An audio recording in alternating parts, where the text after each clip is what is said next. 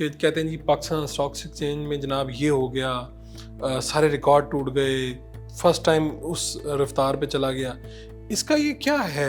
यानी आम लोगों तक तो वही सब कुछ है, और ये कब पहुंचेगा और इसकी कोई ग्रोथ में क्या इम्पेक्ट होता है इसका? फरूख साहब, जो इकॉनमी 24वीं बार ICU के डॉक्टर के पास गई हो, तो ये तो हमें समझना पड़ेगा कि इनहेरेंटली समथिंग इज़ रॉन्ग। ठीक है।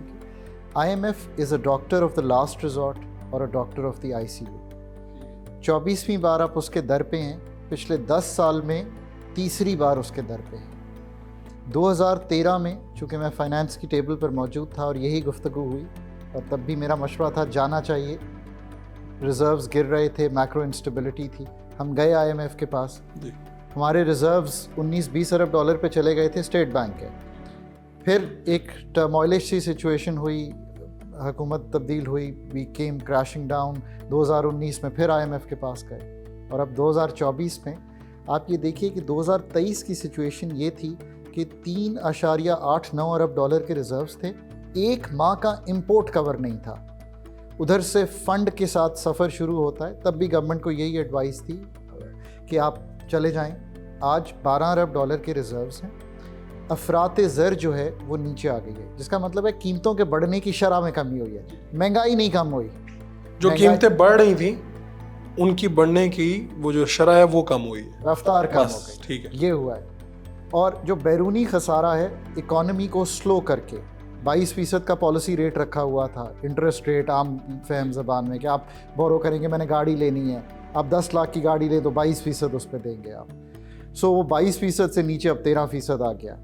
ये एक स्टेबिलिटी है, 10 साल में तीसरी बार आई है। इस पे जो स्टॉक मार्केट है वो एक थिन मार्केट है पाकिस्तान की। जो बहुत डेवलप्ड मुल्कों की मार्केट्स होती हैं वो बड़ी रिप्रेजेंटेटिव होती हैं कि जो हर हाउस होल्ड है उसकी जो रिटायरमेंट है वो भी वहीं पड़ी हुई है। हमारे यहाँ ऐसा नहीं है।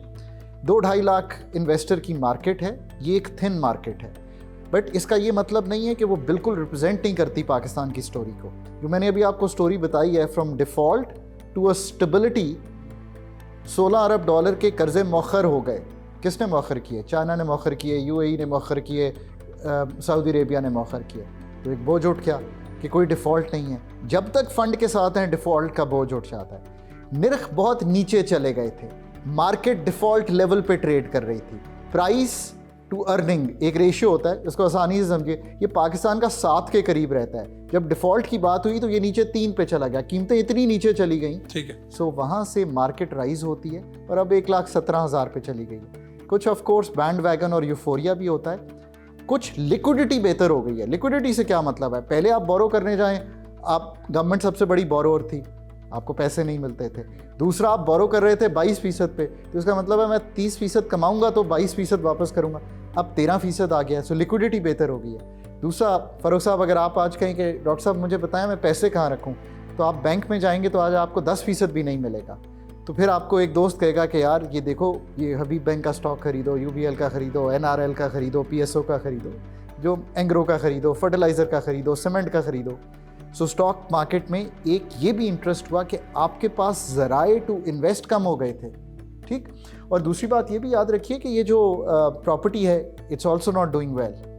सो आप कहाँ जाएंगे? सो बहुत से लोग they flock back to the stock market. ये है स्टेबिलिटी, मार्केट ने परसीव किया उसको, डिफ़ॉल्ट का रिस्क दूर होता है, हमारे रिजर्व्स की पोजीशन बेहतर होती है, लिक्विडिटी बेहतर होती है, इसलिए मार्केट दिखा रही है। तो अब ये हमारे वज़ीर आज़म कह रहे हैं कि हम खड़े हैं 2018 से बेहतर सिचुएशन में यहाँ पे। तो अब अगर इस स्टेटमेंट को देखा जाए तो आप इसका एनालिसिस कैसे करते हैं? पाकिस्तान की इकॉनमी, फ़ारूक साहब, टिपिकली बिहेव कर रही है जैसे लिटरेचर यानी कि हमारी तहकीक बताती है इकोनॉमीज़ बिहेव करती हैं जब IMF का प्रोग्राम होता है। खसारे संभल जाते हैं।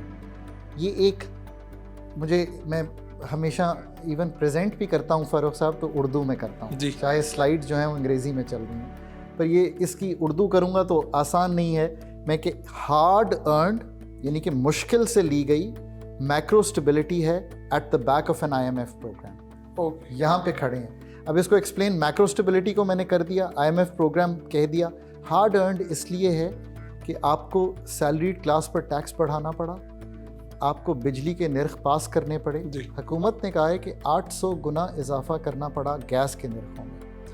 आपकी पॉलिसी रेट को ऊपर रख के इकॉनमी को स्लो करना पड़ा। That is why it is hard earned, पर आपने अर्न कर ली है। आप वहीं पे खड़े हैं जहाँ 13 में खड़े थे, आप वहीं पे खड़े हैं जहाँ 19 में खड़े थे जब प्रोग्राम्स होते हैं। 18 का दौर तो ऑब्वियसली एक डिफ़िकल्ट दौर था। आप एक साल पहले IMF के चले जाएं तो 23 का दौर भी मुश्किल दौर था। अब आपको एक वक्त और एक स्पेस अथॉरिटीज़ ने बाय कर ली है, ये सबसे अच्छी बात है। कुछ और भी काम हुए हैं, स्मगलिंग को रोकना, अफ़गान ट्रांजिट ट्रेड को रोकना। 6-6 अरब डॉलर की जा रहे थे अफ़गान ट्रांजिट ट्रेड में, इसलिए रुपया स्टेबल है। और एक और बात यह है कि इन सब कामों के अलावा दुनिया की इकोनॉमीज़ चूँकि स्लो हो रही थी, वो भी स्लो हुई बिकॉज इन्फ्लेशन बढ़ रही थी, वहाँ पे भी पॉलिसी रेट ज़्यादा थे। जो तेल है जब वो 70-72 डॉलर बैरल पे आता है, पाकिस्तान की इकोनॉमी वाइबल हो जाती है। तकरीबन 1 अरब डॉलर माहाना की सेविंग आती है अगर तेल 90 की बजाय 72 पे ट्रेड कर रहा होता है। सो ये सारे फैक्टर्स हैं।